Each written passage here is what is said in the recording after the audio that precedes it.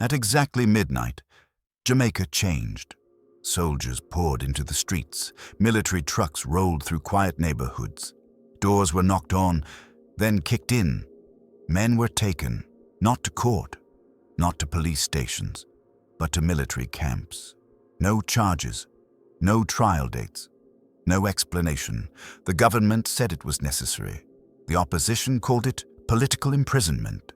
And ordinary Jamaicans were left asking one terrifying question: can democracy survive when fear takes control? This is not a rumor. This is not political folklore. This is documented history. This is Jamaica, 1976. And this is the story of how a young democracy placed itself under emergency rule. Jamaica became independent in 1962. Flags waved, crowds celebrated. Hope filled the air. But independence did not erase inequality. It did not undo centuries of colonial hierarchy. It did not redistribute land, wealth, or opportunity. Instead, Jamaica inherited a fragile political system built on deep class divisions. By the late 1960s and early 1970s, politics had become personal. Where you lived often determined how you voted. Who you voted for could determine whether you were protected or targeted. Urban communities, especially in Kingston, became politically identified spaces. Entire neighborhoods were labeled, red for one party, green for the other. These areas would later be known as garrison communities, and once politics became territorial, violence was never far behind. By the 1970s, Jamaican politics revolved around two powerful figures, Michael Manley and Edward Seaga. Michael Manley, leader of the People's National Party, was charismatic, poetic, and deeply ideological. He spoke of justice, of equality, of uplifting the poor. His government embraced democratic socialism, expanded workers' rights, challenged foreign economic dominance. To supporters, Manley was a champion of the masses. To critics, he was reckless, even dangerous. Then there was Edward Seaga, leader of the Jamaica Labour Party. Harvard-educated, economically conservative, firmly aligned with Western interests. Seaga warned that Manley's policies would bankrupt the nation, that socialism would invite foreign interference, that Jamaica was being pushed down a dangerous path. Their rivalry was not polite. It was not restrained. It was existential. Because in the background, the Cold War loomed. To the United States, the Caribbean was strategic territory, and Jamaica's political direction mattered far beyond its shores. As the 1970s progressed, political loyalty hardened. Gangs began aligning with political parties. Weapons flooded inner-city communities. Retaliation became routine. A shooting in one neighborhood sparked revenge in another. Funerals became political statements. Fear became a daily companion. By 1975, political violence was no longer sporadic. It was systemic. Jamaicans woke up to news of assassinations, to burned homes, to children caught in crossfire, and with each incident, trust in the system eroded. Some citizens believed the government was losing control. Others believed the state was already choosing sides. The nation was holding its breath. And then came the warnings. According to the Manley government, intelligence reports began arriving in early 1976. Reports of organized plots, planned attacks, an attempt to destabilize the state itself. The government claimed these threats were imminent, that Jamaica stood on the edge of chaos. Critics questioned the evidence, asked who provided the intelligence and whether fear was being used as a political weapon. But behind closed doors, decisions were being made. Decisions that would alter Jamaica's democratic trajectory. On June 19, 1976, Prime Minister Michael Manley addressed the nation. A state of public emergency was declared. Civil liberties were suspended. Security forces were given extraordinary powers. Arrest without warrant, detention without charge, military involvement in civilian life. The justification was simple. Order must be restored. By nightfall, the emergency was no longer theoretical. Men were being taken from their homes, from their jobs, from the streets. Some were known gang figures, others were political activists. Many were simply associated with the opposition Jamaica Labour Party. They were loaded into military vehicles, driven to camps like a park camp. Families waited. Phones went unanswered. Lawyers struggled to gain access. And across Jamaica, one truth settled in. The rules had changed. By dawn, hundreds were detained. No charges, no timelines, no guarantees, and Jamaica was heading toward an election under emergency rule. By the morning of June 20th, 1976, Jamaica woke up to a different country. There had been no invasion, no coup announced on the radio, no foreign troops on the shoreline, and yet hundreds of citizens were no longer free. They had not been charged, they had not been tried, they had not been convicted, they had simply been taken. For the government, this was prevention. For the opposition, this was repression. For the families left behind, this was terror. There was no single pattern to the arrests. Some men were taken in the early hours of the morning, boots at the door, flashlights cutting through dark rooms. Others were arrested at work, pulled aside by police, loaded into trucks in front of co-workers. Some were intercepted on the street, stopped, questioned briefly, and never allowed to go home. In many cases, no arrest warrant was shown. When families asked where their husbands, brothers, or sons were being taken, the answer was vague. Under emergency regulations, for questioning, for national security. Those words explained everything, and nothing. Not everyone detained was violent. Not everyone was armed. Not everyone had a criminal record. What many had in common was political association. Membership in the Jamaica Labour Party. Campaign activity. Visibility within opposition communities. And in an emergency, association was enough. One name would come to symbolize the detentions more than any other: Up Park Camp. A military facility in Kingston, surrounded by fencing, guarded by soldiers. This was not a civilian prison. This was not a police lockup. This was a military space, now holding civilians. Men were processed, their belongings taken, their names recorded. Then, waiting. Days passed, weeks passed. Some detainees were released quietly, others remained with no explanation. Inside the camp, time blurred. There were no court dates to count down to, no calendar events, no certainty, only routine. Wake up, line up, wait. Former detainees would later describe overcrowding, limited access to legal counsel, and the constant psychological strain of not knowing how long detention would last. For some, the fear was worse than the confinement. Fear of being forgotten, fear of retaliation, fear that detention could become permanent. While men waited behind barbed wire, families waited outside the gates. Wives showed up with food. Mothers demanded answers. Children asked questions no one could answer. Was he charged? When will he come home? What did he do? In many cases, there was no answer. Phones rang unanswered. Lawyers filed petitions that stalled. Communities grew restless, and with each passing day, resentment grew. Not just toward the state, but toward neighbors suspected of informing, toward rival political supporters, toward anyone believed to be aligned with power. The emergency was supposed to calm Jamaica. Instead, it deepened suspicion. From the government's perspective, the detentions were justified. Michael Manley maintained that the state faced an extraordinary threat, that normal policing had failed, that violence was spiraling out of control. Emergency powers, he argued, were temporary, necessary, protective. Supporters pointed to reduced street violence, fewer public shootouts, a visible show of authority. They argued that democracy cannot function in chaos. that rights mean little when citizens live in fear, and that sometimes order must come before liberty. But critics asked a different question. Who decides who is dangerous? When courts are removed from the process? The opposition Jamaica Labour Party was unequivocal.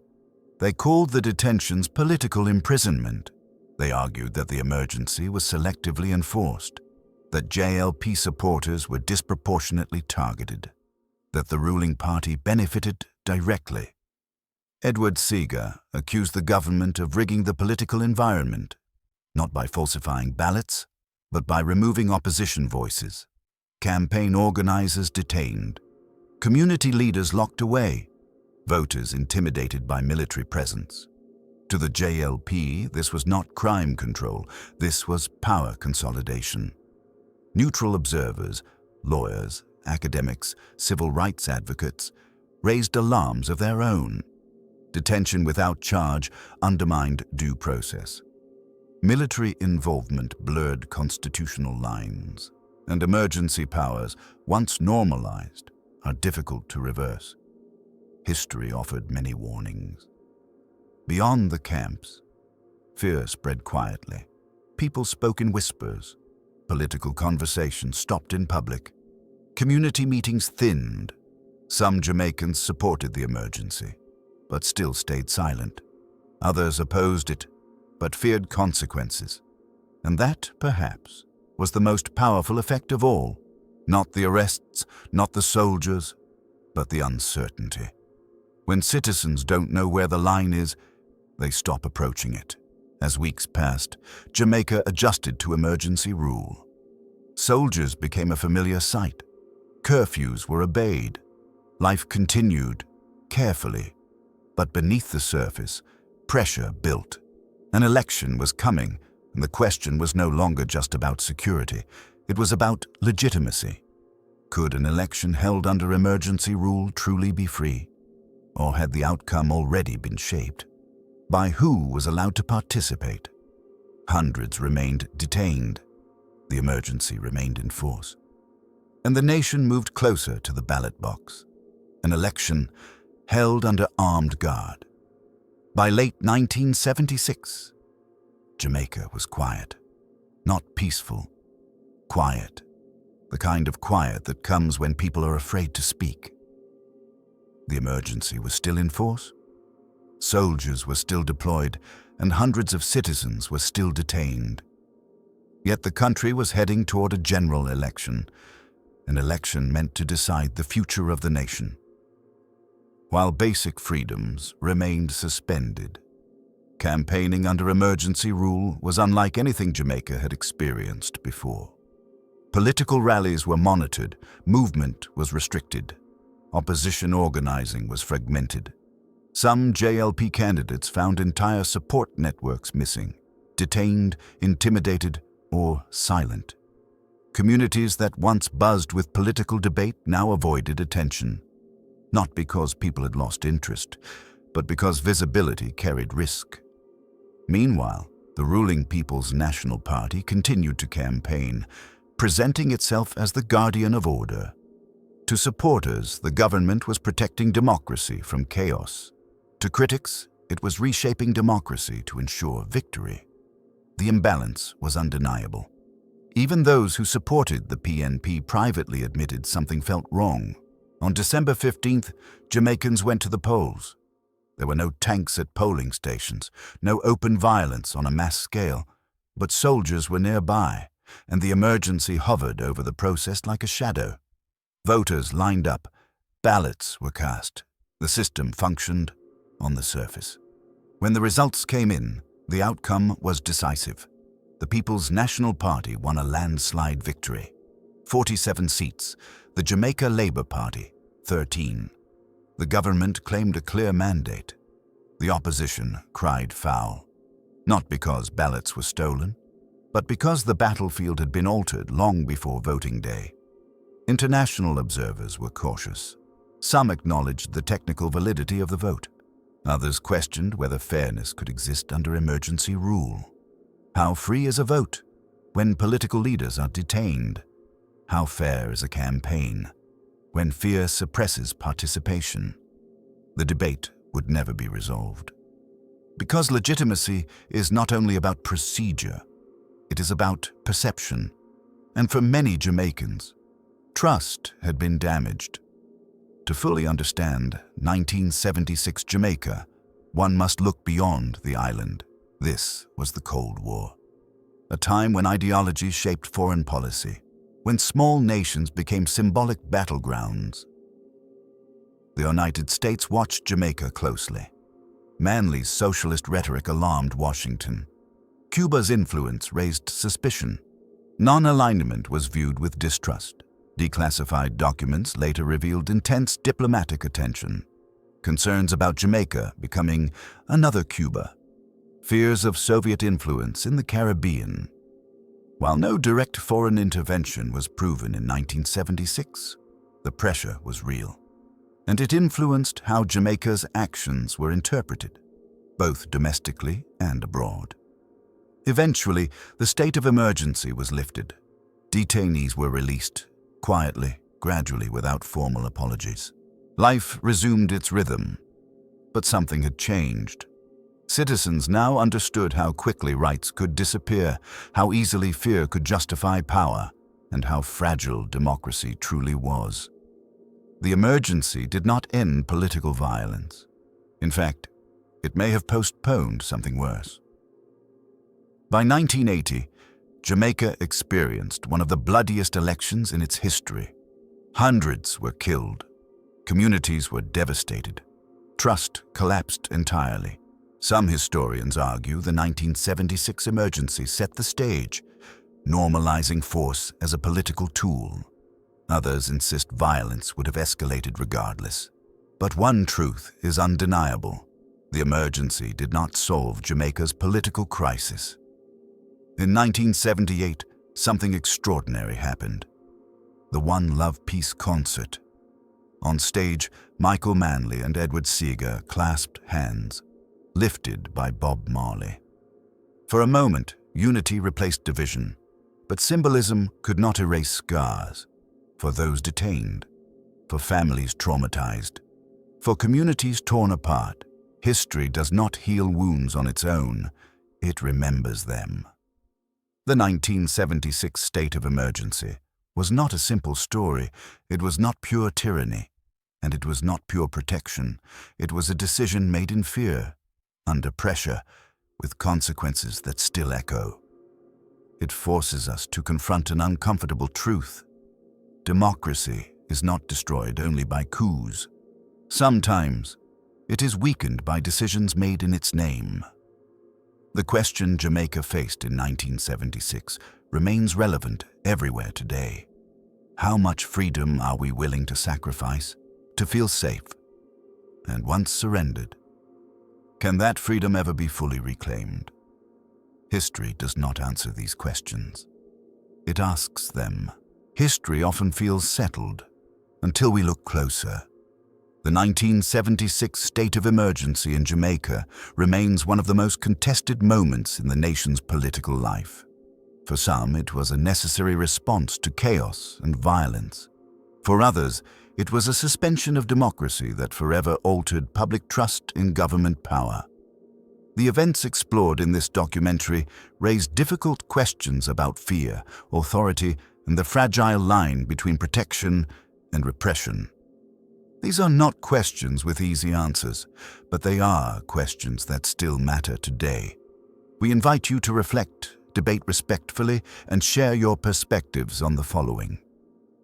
Can an election held under a state of emergency ever be considered truly free and fair? Or does the presence of military power automatically compromise democracy? Were the 1976 detentions about public safety or about silencing political opposition? At what point does national security become political repression? If fear justifies suspending civil liberties once, what prevents it from happening again? Did Jamaica's 1976 emergency set a dangerous precedent?